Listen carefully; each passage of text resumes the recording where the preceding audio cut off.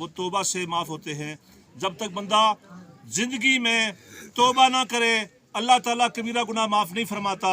और इसमें एक और चीज़ भी है कि जो गुनाह हकूकुल इबाद के ज़ुमरे में आते हैं, जब तक बंदा किसी बंदे से जिससे ज़्यादती हुई है उससे माफ़ी ना मांग ले अल्लाह ताला उसको माफ़ नहीं करेंगे।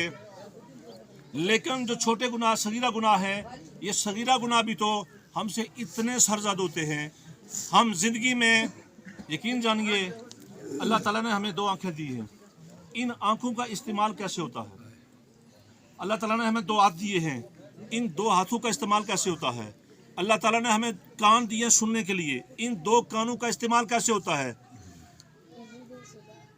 अगर इसकी मैं तफसील में जाऊं तो बड़ा लंबा वक्त दरकार है कि कानों की क्या जिम्मेदारी है, आंखों की क्या जिम्मेदारी है, इस जबान की क्या जिम्मेदारी है, इन हाथों की क्या जिम्मेदारी है, इन पाँव की क्या जिम्मेदारी है। बड़ा वक्त दरकार है। लेकिन मुख्तसर मेरे दोस्तों छोटी सी बात मैं आपको एक मिसाल देता हूँ।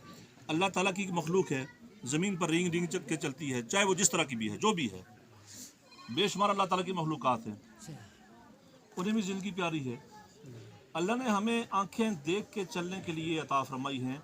और देखिए अल्लाह ने फरमाया, अल्लाह के महबूब ने फरमाया ज़मीन की तरफ देख के चलो, अपनी नज़रें झुका के वक्त शरीफी मशी, अपनी चाल में नरमी पैदा कर, वक्त दुद बिन सोतिक, अपनी आवाज़ में शाइस्तगी पैदा कर, यानी प्यार वाली आवाज़ होनी चाहिए, मोहब्बत वाली गुफ्तगू होनी चाहिए।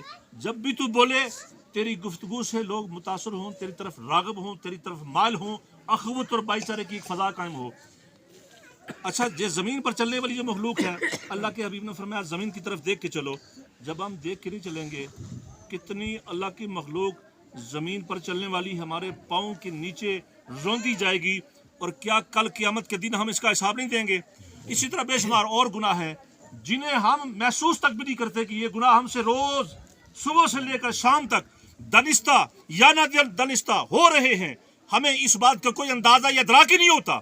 लेकिन अल्लाह के प्यारे पैगंबर सल्लल्लाहु अलैहि वसल्लम ने फरमाया, कितना मेहरबान रब है वो कि ये जो छोटे सगीरा गुनाह हैं, अल्लाह के पैगंबर ने फरमाया मेरी उम्मत मरहूमा है, जब कब्र में जाएगी गुनाहों के साथ जाएगी, यानी ये सगीरा गुनाह उसके ज़िम्मा बेशुमार होंगे।